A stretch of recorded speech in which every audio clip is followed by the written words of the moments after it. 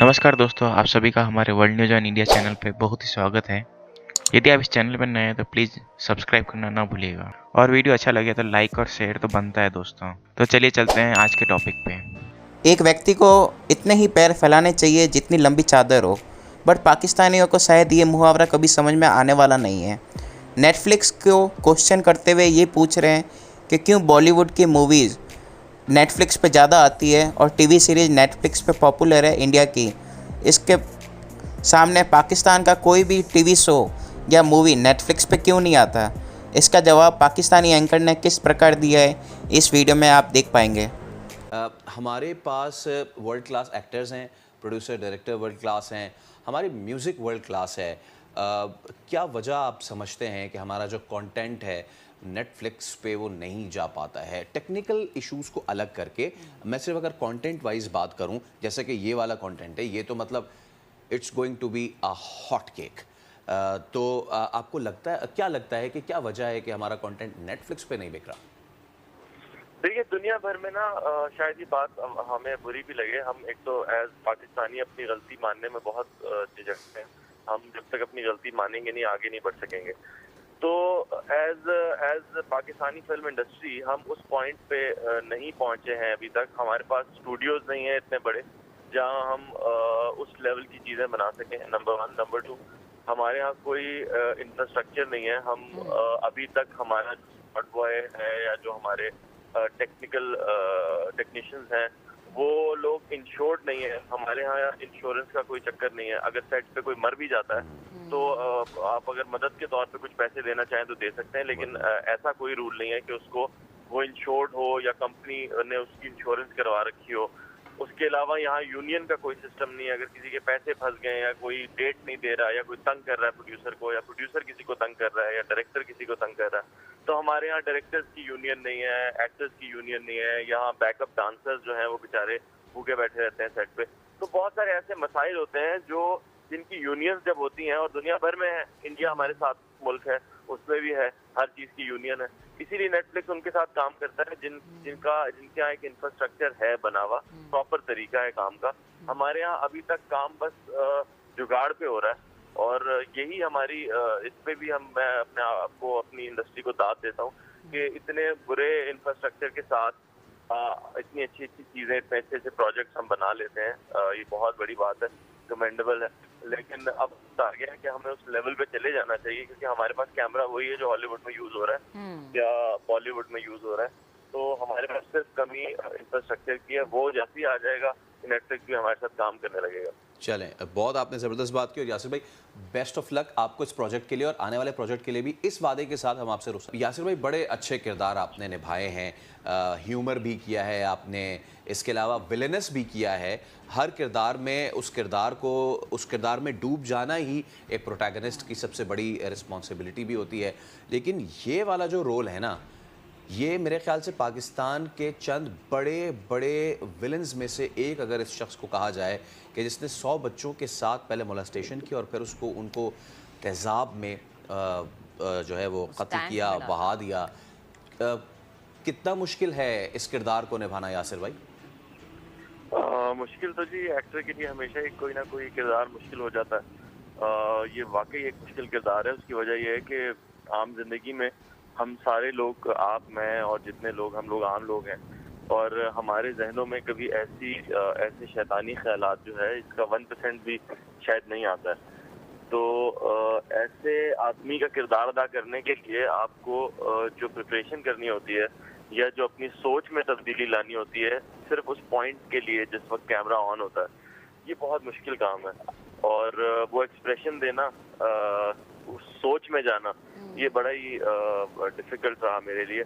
और इतनी मुश्किल शायद मुझे किसी किरदार को निभाने में नहीं हुई है जितनी इसको हुई है, क्योंकि ये एक अगर देखा जाए तो अमेरिकन बहुत ज्यादा अपने साइको किलर्स की फिल्में बनाते हैं और उनकी कहानियां सुनाते हैं, लेकिन इससे बड़ा शायद कोई साइको किलर या कोई विलन या कोई नेगेटिव आदमी आया हुआ आज तक हिस्ट्री में, मेरे ख्याल।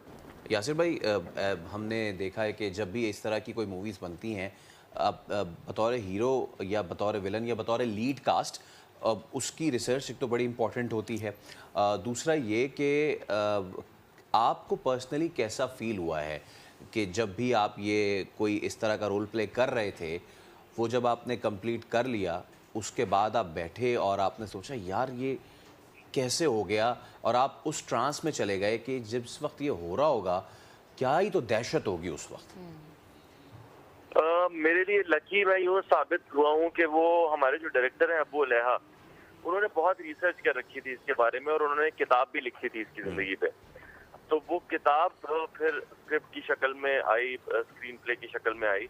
तो मेरे लिए तो रिसर्च बहुत ज़्यादा मौजूद थी। बहुत सारे और साथी फनकारों ने और लोगों ने, दोस्तों ने भी मेरी बड़ी मदद की रिसर्च में। उन्हें पता चला कि मैं किरदार कर रहा हूँ तो उन्होंने मुझे बहुत सारी रिसर्च भेजी भी, मैंने वो भी पढ़ी।